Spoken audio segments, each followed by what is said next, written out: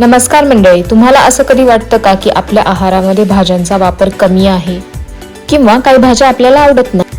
त्यावर उपाय म्हणजे रंगीबेरंगी आणि पौष्टिक भाज्यांनी भरपूर व्हेजी पुलाव. चला तर पाहूयात रेसिपी.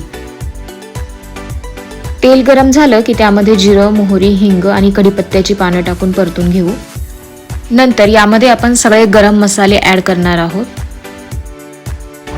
आता यामध्ये अद्रकची पेस्ट टाकूयात. तुम्ही अद्रक लसूणची पेस्ट देखील टाकू शकता. आता यामध्ये शेंगदाणे आणि सर्व भाज्या एकत्र परतून घेऊया. तुम्ही तुमच्या आवडीनुसार आणि अवेलेबिलिटीनुसार यामध्ये भाज्या ऍड करू शकता.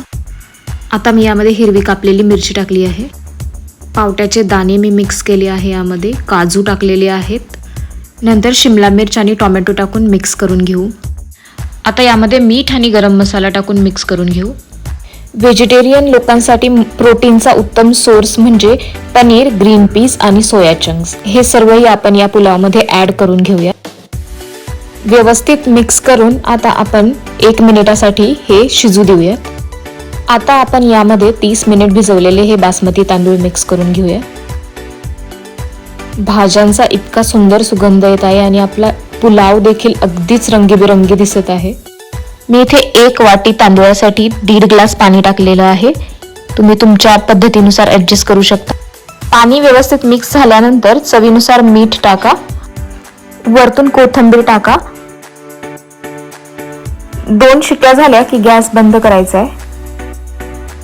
अशा पद्धतीने आपला रंगीबेरंगी व्हेजी पुलाव रेडी आहे.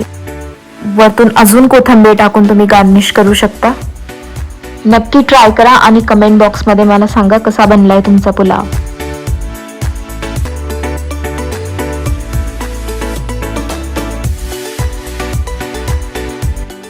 चला तर मग पुन्हा भेटूयात अशाच एका खमंग आणि रुचकर रेसिपीमध्ये.